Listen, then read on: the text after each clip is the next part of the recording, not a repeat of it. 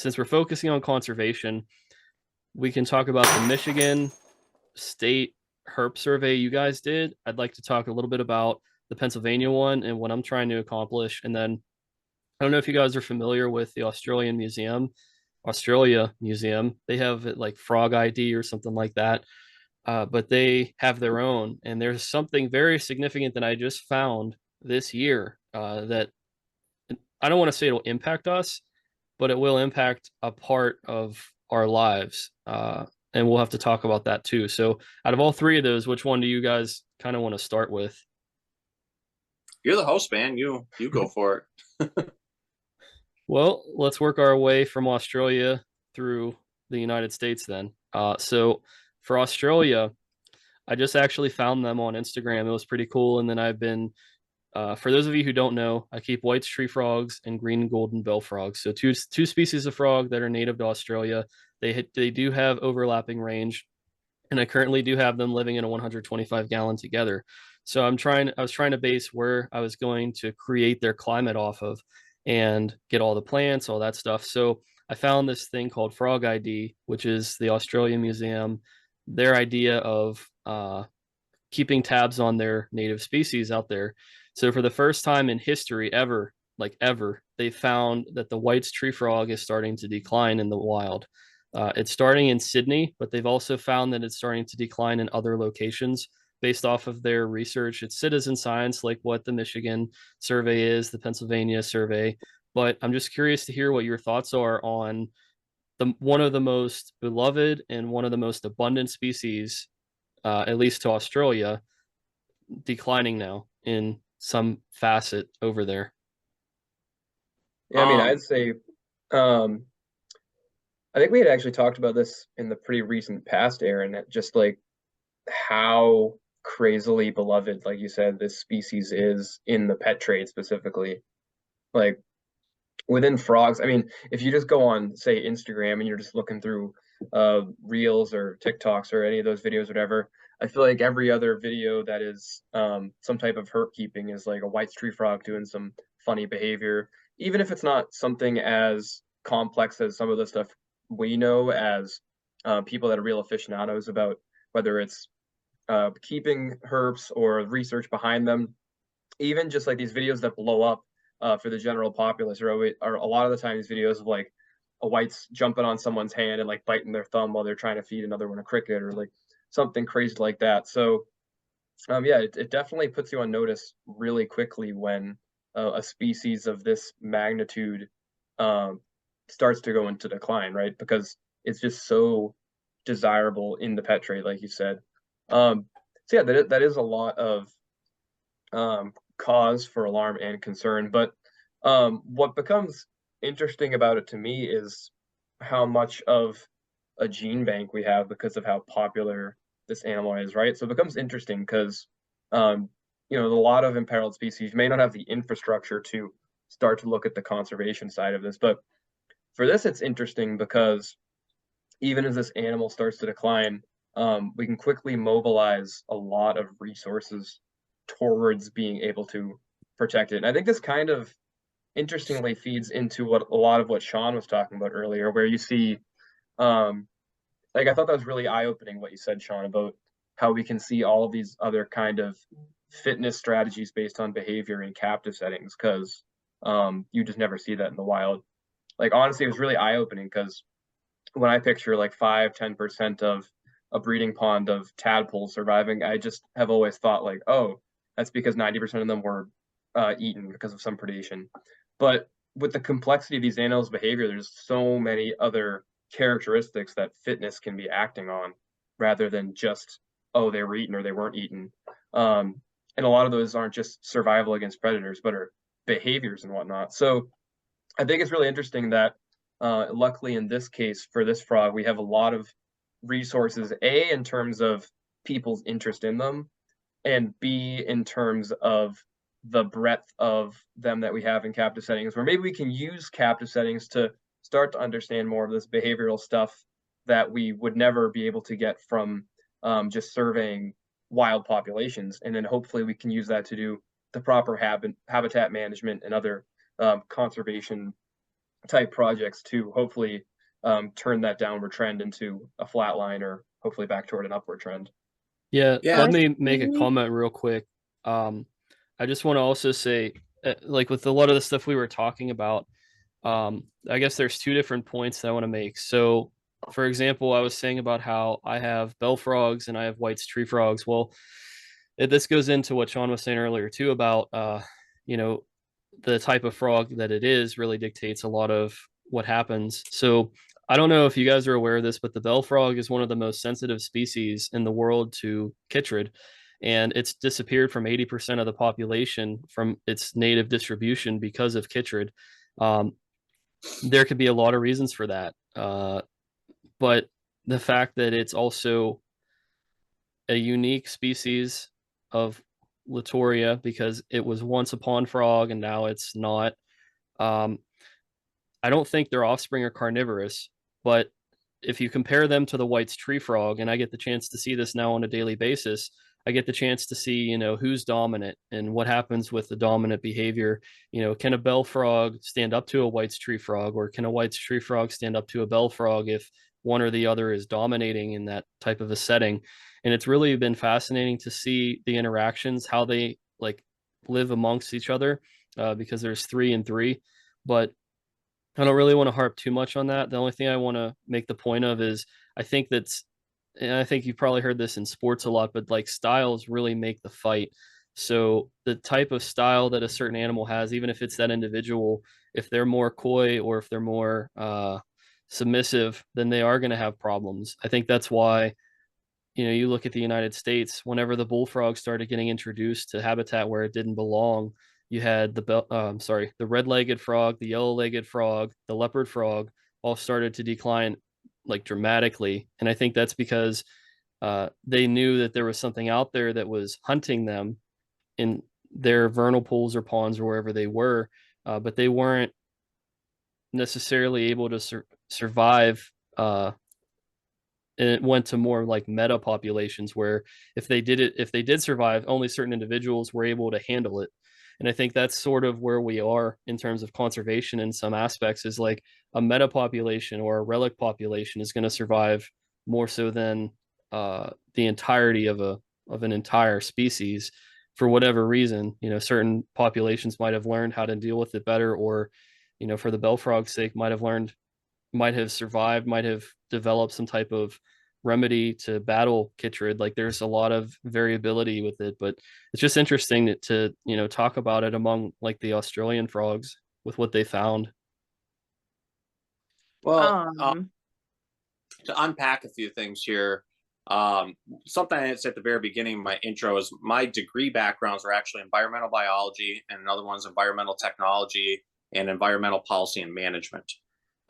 So when we talk about the degradation of species and declining population, where chytrid is present, yeah, you see anywhere between 80 to 90% decline, like instantly. It's just, it's like an atomic bomb going off. I mean, it depletes amphibian populations. But when we're talking about, like, you mentioned the White's tree frog population, that it's declining. What have we noticed in Australia for the last 5-10 years? Longer droughts, more fires, hotter dry seasons. I mean, it's not like they're a waxy monkey frog that like automatically provides a coating to protect itself and like spent millions of years developing in a region that is known for being dry. These animals had a range that was used to a certain amount of precipitation, used to a certain temperature, and due to human encroachment, I mean, our CO2 levels are more what they were back during the coniferous period. I mean, it's crazy. Like we're on the verge of melting our ice caps completely and going back to the whole planet being just a sweltering sauna. Then you add into the amount of particulates in the air, the amount of toxins that are released into the water. There's always these talks going on about, especially like what mercury can do to any animal. When we talk about humans, we talk about, why is there a rise in autism? What a lot of people don't realize is one of the byproducts of coal burning is methyl mercury. Methyl mercury is a hard particulate that's settling into water systems. That's why here in the state of Michigan, and I'm sure it's the same with Pennsylvania, they release every year a pamphlet of which lakes you can or cannot take fish out of and how many you can eat based on the mercury found in the fat levels of those fish. Now, that's a global thing that's happening. So you think about an animal that's an indicator species like a frog, who with that semi-permeable membrane can just absorb all that crap instantly out of the atmosphere, or like out of their pond. No wonder we're seeing a decline. I mean, yeah, chytrid's something we got to worry about, like especially with global warming, but our species, we're the ones doing this. The flip side is we're the species that can save it too.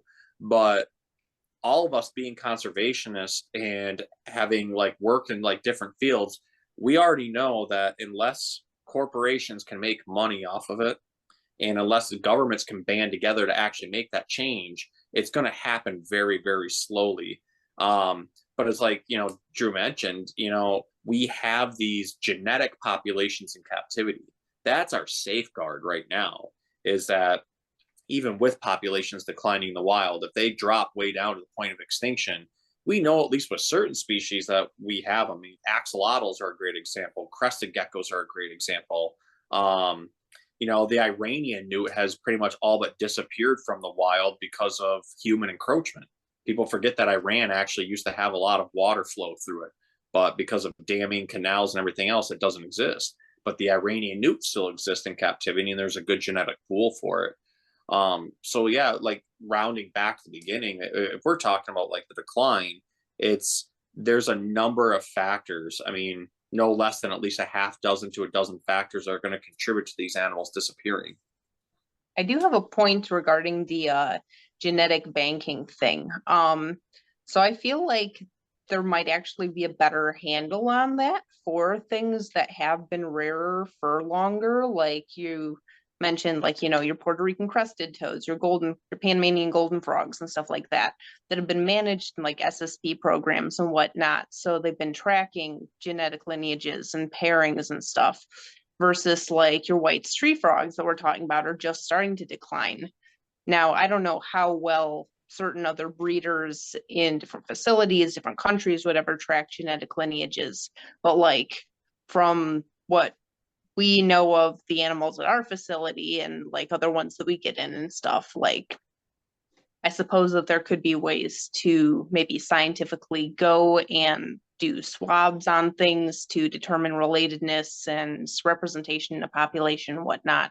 But like just generic pet store populations wouldn't necessarily make guaranteed like a really good long-term genetic diversity bank. There might be a lot of inbreeding already going on in there. Like it's been mentioned, I know when sometimes people ask, like, what do we do for conservation as a business?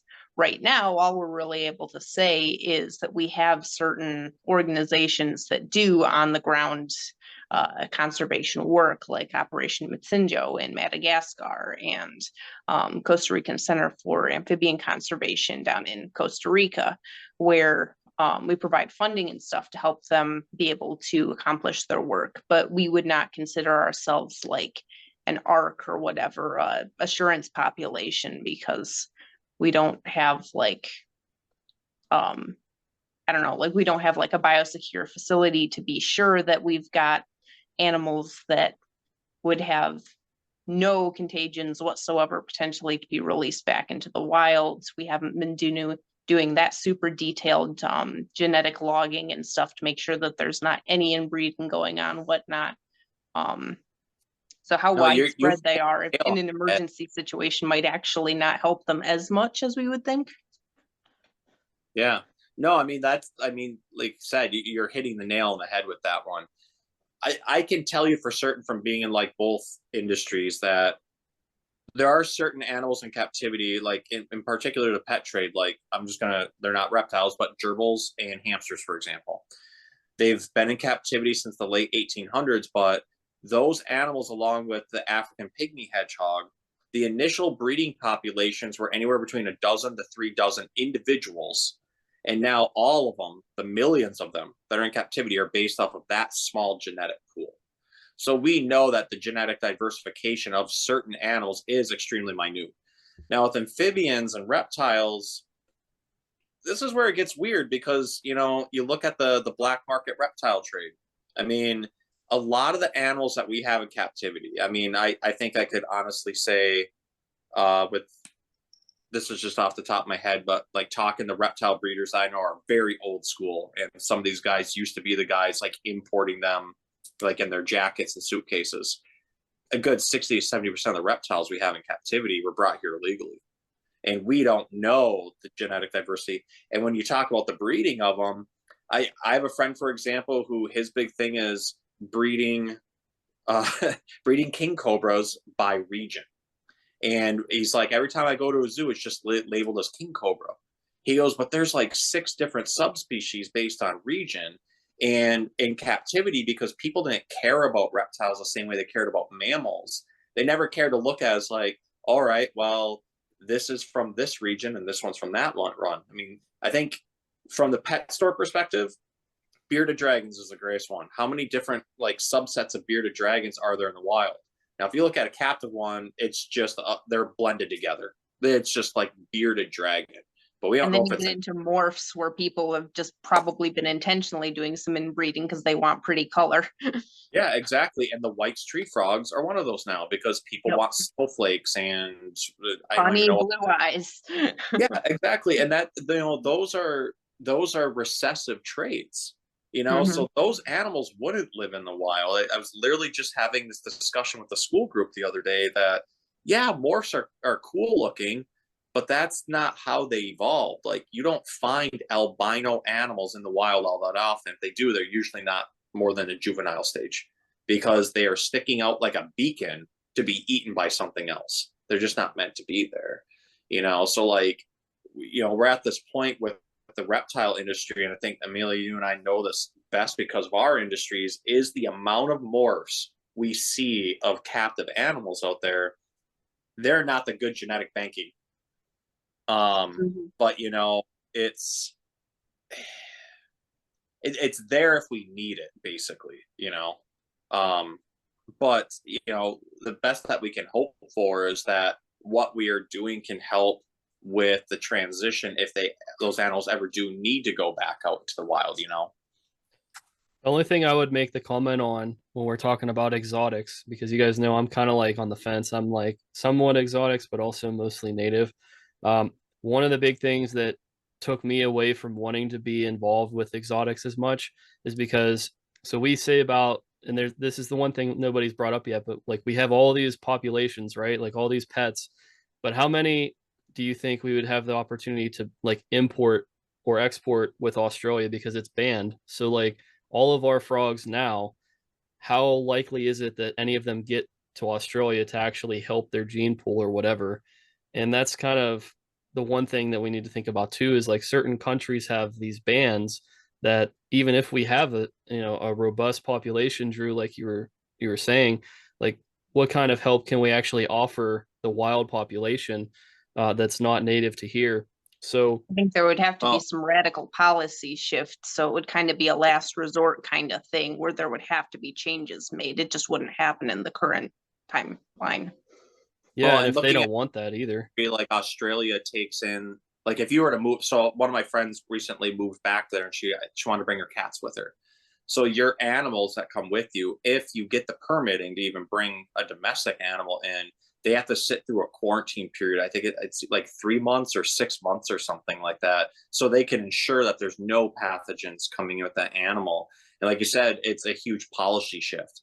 It's got to be like, all right, well, if we are going to import these, here is a lockdown safe facility where we are testing for chytrid, we're testing for like, you know, parasites, nematodes, whatever else can be carried with them that isn't native to their range, completely clearing these animals of it and then instituting back out into the wild again.